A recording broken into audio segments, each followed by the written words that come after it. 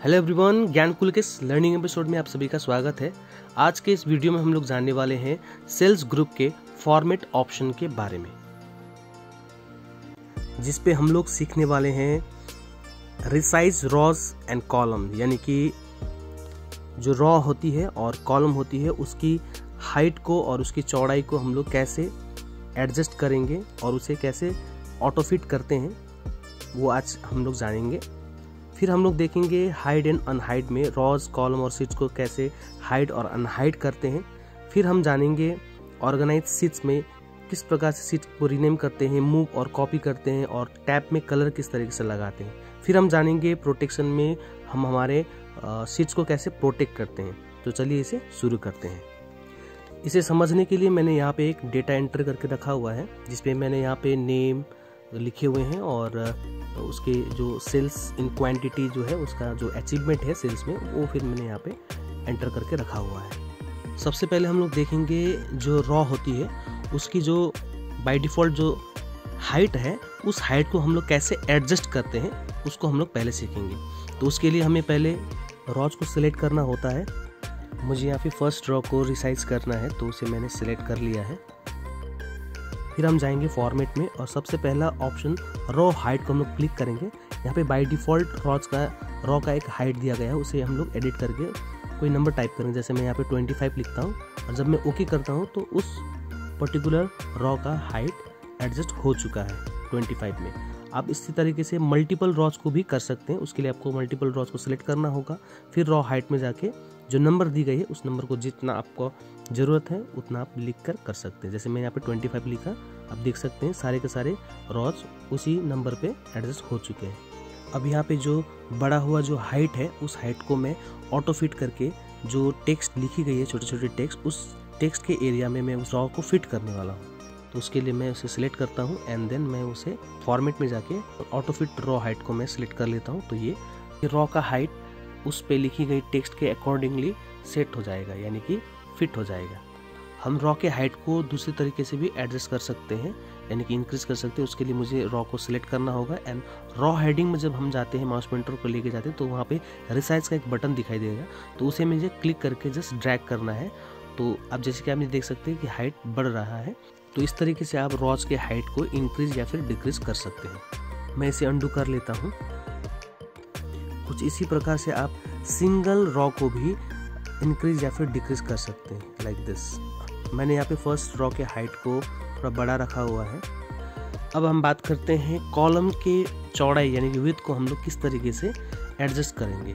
तो उसके लिए मुझे कॉलम को सिलेक्ट करना होता है। मैंने यहाँ पे कॉलम बी को सिलेक्ट किया हुआ है, जिसमें आप देख सकते हैं सेल्स इन क्वांटिटी थोड़ा सा यहाँ पे टेक्स्ट ज़्यादा होने के कारण से वो एडजस्ट नहीं हो पा रहा है। इस कॉलम बी के विड्थ को बढ़ाने के लिए मुझे फॉर्मेट में जाके कॉलम विड्थ को क्लिक करना है। यहाँ पे बाय डिफ़ॉल्ट जो नंबर आ रही है उसे एडिट करके मैं कोई भी एक साइज़ दे देता हूँ और उस साइज़ के हिसाब से मेरा कॉलम बी रिसाइज हो गया है। ना मुझे मल्टीपल को करना है, जैसे मैं यहाँ पे ए और बी को सिलेक्ट करता हूँ और फॉर्मेट में जाके कॉलम विड्थ को क्लिक करता हूँ और मैं यहाँ पे 30 लिखकर 30 साइज़ में मैं इसे कॉलम ए और बी को रिसाइज करता हूँ। और इसी को आप शॉर्टकट से भी कर सकते हैं। सिंपल आपको ए और बी को सिलेक्ट करना है और कॉलम हेडिंग से रिसाइज एरो से आपको रिसाइज कर देना है। सिंपल आपको कॉलम हेडिंग से सिलेक्ट करना है और रिसाइज एरो से आपको क्लिक और ड्रैग करके आपको रिसाइज कर देना है। अगर आपको कॉलम को भी फिट करना है तो आप फॉर्मेट में जाके आप इसे ऑटो फिट भी कर सकते हैं। जो टेक्स्ट लिखी गई है उस टेक्स्ट के अकॉर्डिंगली ये फिट हो जाएगा। जैसे कि आप यहाँ पे देख सकते हैं ए और बी कॉलम जो है वो उस पर लिखी गई जितनी भी टेक्स्ट है उस टेक्स्ट के अकॉर्डिंगली वो फिट हो चुका है। अब हम बात करते हैं डिफ़ॉल्ट विड्थ के बारे में, यानी कि जब हम कोई शीट ओपन करते हैं तो उसका जो कॉलम होता है उन सभी कॉलम्स का एक डिफ़ॉल्ट साइज़ रहता है। जैसे यहाँ पे बी का मैं आपको दिखा देता हूँ, डिफ़ॉल्ट विड्थ 8.43 है। तो इसे आप चेंज भी कर सकते हैं। आपको फॉर्मेट में जाना है, डिफ़ॉल्ट विड्थ को क्लिक करना है और यहाँ पे एक रिक्वायर्ड नंबर आपको लगाना है। जैसे मैंने 15 लगाया तो आप देख सकते हैं कि जितने भी यहाँ पे कॉलम्स हैं वो सभी का साइज़ 15 हो चुका है। हाँ, लेकिन जिनका आपने ऑलरेडी रिसाइज करके रखा हुआ है उनको छोड़कर बाकी जितने भी साइज है उनका सिर्फ यहाँ पे जो आप नंबर लगाएंगे वो नंबर यहाँ पे होगा। जैसे यहाँ पे 15 लगाया गया है तो सारे के सारे कॉलम विद अभी 15 यहाँ पे दिख रहे हैं। अब मैं दोबारा से इसे कोई डिफरेंट नंबर देके इसे रिसाइज करता हूँ। मैं डिफ़ॉल्ट विथ में जाता हूँ और यहाँ पे मैं जस्ट 8 टाइप करता हूँ। तो आप देख सकते हैं कि जिनका मैंने रिसाइज किया था जैसे कि ABCD वहाँ तक मैंने रिसाइज किया था तो उनका साइज कोई चेंज नहीं हो रहा है, लेकिन EFGH से बाकी जितने भी कॉलम्स हैं उनका सभी का सभी साइज जो है वो जो नंबर मैंने लगाया था 8 वो साइज में अभी यहाँ पे चेंज हो चुका है। अब हम बात करते हैं हाइड एंड अनहाइड में किस प्रकार हम रॉज, कॉलम्स और सीट को हाइड और अनहाइड करते हैं। तो चलिए इसे देखते हैं। यहाँ पे मैं सबसे पहले हाइड एंड अनहाइड में किस प्रकार से रॉ को हाइड किया जाता है वो मैं आपको दिखाना चाहूँगा। तो यहाँ पे मैं राहुल का जो यहाँ पे लिखी गई है उसको मैं सिलेक्ट कर लेता हूँ। जैसे 2 रॉ को मैंने सिलेक्ट किया एंड देन मुझे फॉर्मेट पे जाना है एंड हाइड एंड अनहाइड में जाके हाइड रॉस को क्लिक करना है। तो आप यहाँ पे देख सकते हैं 1 नंबर रॉ के बाद में डायरेक्टली 3, 4, 5 ऐसा दिख रहा है। तो यहाँ पे 2 हाइड हो चुका है तो उसे अनहाइड करने के लिए आपको फॉर्मेट पे जाना है, अनहाइड रॉस को सिलेक्ट कर देना है। तो आप यहाँ पे अनहाइड होता हुआ देख पाएंगे। अगर आपको मल्टीपल रॉज को अनहाइड करना है तो उसे आपको मल्टीपल रॉज को सिलेक्ट करना होगा एंड देन फॉर्मेट में जाके हाइड एंड अनहाइड में आपको हाइड रॉज को क्लिक कर देना है। तो आपका मल्टीपल रॉज हाइड हो जाएगा।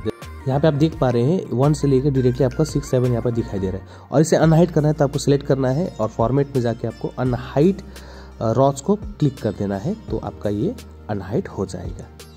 और उसी प्रकार से अगर आपको कॉलम को हाइड करना है तो आपको कॉलम को सिलेक्ट करना है। जैसे आप कॉलम हेडिंग से सिलेक्ट कर सकते हैं। मैंने यहाँ पे B कॉलम हेडिंग को सिलेक्ट किया है एंड देन फॉर्मेट में जाके हाइड एंड अनहाइड में जाके आपको हाइड कॉलम को क्लिक कर देना है। तो आपका यहाँ पे देख सकते हैं B यहाँ पे हाइड हो चुका है, मैंने B को सिलेक्ट किया था। और अगर इसे अनहाइड करना है तो आपको सिलेक्ट करना है एंड देन अनहाइड कॉलम को क्लिक कर देना है। तो आप यहाँ पे इसे अनहाइड होता हुआ देख पाएंगे।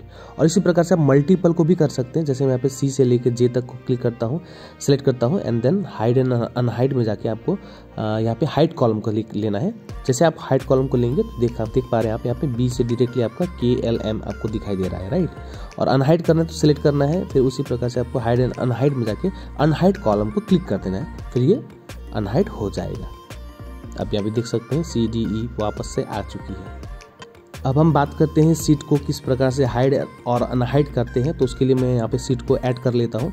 जैसे आप यहाँ पे देख पा रहे हैं मैंने सीट 3, 4 बहुत सारे सीट्स को मैंने लेके रखा हुआ है। तो यहाँ पे सीट 2 में मैं चला जाता हूँ एंड देन मैं फॉर्मेट में जाके हाइड सीट को क्लिक करता हूँ। तो यहाँ पे मेरा सीट हाइड हो चुका है। सीट 1 से मेरा आपका डायरेक्टली यहाँ पे सीट 3 एंड 4 दिखाई दे रहा है। सीट 2 यहाँ पे मेरा हाइड हो चुका है। तो उसे अनहाइड करने के लिए आपको फॉर्मेट में जाना है, फिर आपको अनहाइड सीट को क्लिक कर देना है। जैसे आप क्लिक करेंगे तो यहाँ पे आपको पूछा जाएगा कि कौन सा सीट को अनहाइड करना है। तो आपको अपना सीट को सिलेक्ट करके ओके कर देना है। यहाँ पे आप देख पा रहे हैं सीट 2 यहाँ पे अनहाइड हो चुकी है।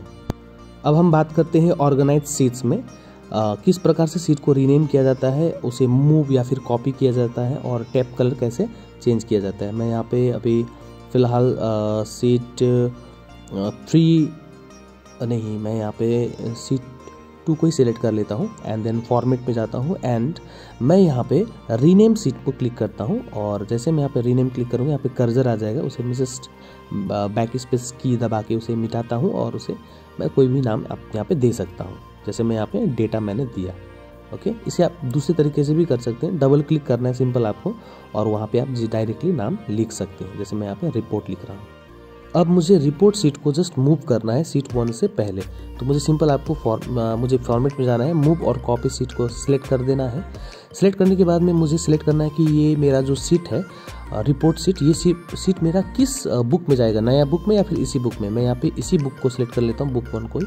एंड बिफोर सीट के ऑप्शंस में मैं यहाँ पे सीट 1 को सिलेक्ट करता हूँ। तो मेरा जो रिपोर्ट सीट है, रिपोर्ट नाम का जो सीट है वो मेरा सीट 1 से पहले आ चुका है, ओके। तो इसे मैं दोबारा आपको दिखा देता हूँ। फॉर्मेट में जाना है एंड मूव और कॉपी सीट को सिलेक्ट करना है। मैं इसे सीट 3 से पहले रखना चाहता हूँ, तो सीट 3 को सिलेक्ट करके ओके करता हूँ। तो मेरा जो रिपोर्ट सीट है वो मेरा सीट 3 से पहले यहाँ पे आ चुका है। इसी प्रकार से आप मूव टू एंड भी कर सकते हैं। तो मूव टू एंड जैसे करेंगे तो आपका जो सीट है वो डायरेक्टली आपका सबसे लास्ट में आ जाएगा। फिर से मैं आपको दिखा देता हूँ। मूव और कॉपी सीट में जाना है आपको। सीट 1 को मैं सेलेक्ट कर लेता हूँ एंड देन जैसे मैं क्रिएट अ कॉपी में क्लिक करता हूँ तो मेरा रिपोर्ट नाम का जो सीट है वो सीट का डुप्लीकेट मेरा क्रिएट हो चुका है सीट 1 से पहले। ओके, तो इस प्रकार से आप कॉपी भी कर सकते हैं आप अपने सीट को। और जैसे कि आप देख पा रहे हैं सीट रिपोर्ट में जो लिखी गई थी डेटा वो सारे के सारे भी डेटा इसमें कॉपी हो चुका है। अब हम बात करते हैं टैब कलर को कैसे चेंज किया जाता है। तो आप किसी भी सीट्स को आप क्लिक कर सकते हैं और फॉर्मेट में जाना है, टैब कलर में जाना है। सिंपल आपको एक कलर चूज कर लेना है। मैं यहाँ पे रेड कलर में जैसे लेता हूँ तो आप देख सकते हैं रिपोर्ट 2 नाम के सीट पे यहाँ पे रेड आ चुका है। इसे आप मोर कलर में जाके बहुत सारे कलर्स ऑप्शंस आपको मिल जाएंगे, वहाँ से आप चेंज भी कर सकते हैं। मैं यहाँ पे पिंक कलर लिया मैंने जैसे, राइट। उसी प्रकार से सीट 1, सीट 2, सीट 3 इसी प्रकार से डिफरेंट सीट्स में आप डिफरेंट कलर को ऐड कर सकते हैं। मैं इसमें थोड़ा सा आपको लगा के दिखा देता हूँ। और आप मल्टीपल सीट्स में एक साथ में भी आप कलर भर सकते हैं। जैसे मैं यहाँ पे सीट 3 को मैं कंट्रोल प्रेस करके कीबोर्ड से कंट्रोल प्रेस करके सीट 3, सीट 4, सीट रिपोर्ट को मैं क्लिक कर लेता हूँ तो सारे के सारे सिलेक्ट हो चुके हैं। नाउ टैब कलर में जाना है और कोई भी कलर आप जैसे चूज करेंगे तो सारे के सारे में एक ही कलर लग जाएगा। तो इस प्रकार से आप मल्टीपल सीट में यानी कि मल्टीपल सीट के टैब में आप कलर लगा सकते हैं।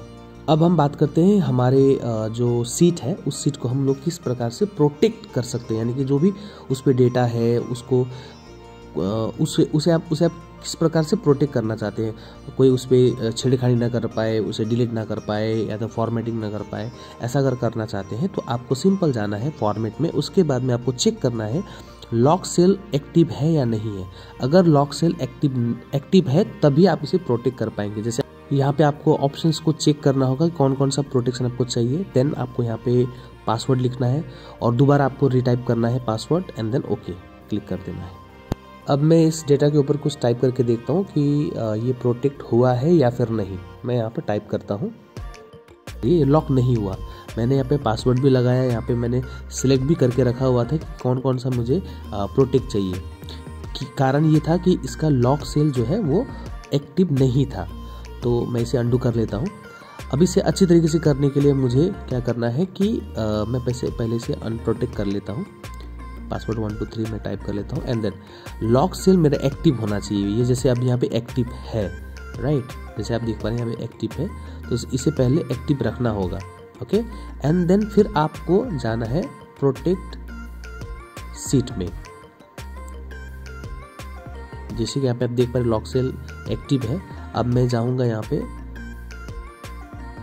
फॉर्मेट में एंड देन प्रोटेक्ट सीट में जाऊंगा। अब मुझे यहाँ पे पासवर्ड लगाना है और चेक करना है कि यहाँ पे कौन कौन सा मुझे प्रोटेक्शन लगाना है। वो सारे प्रोटेक्शन को मुझे चेक करना है।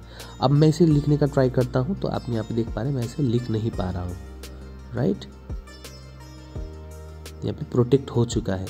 मैं इसे डिलीट करने का ट्राई करता हूँ, डिलीट नहीं हो पा रही क्योंकि डिलीट यहाँ पे प्रोटेक्ट था।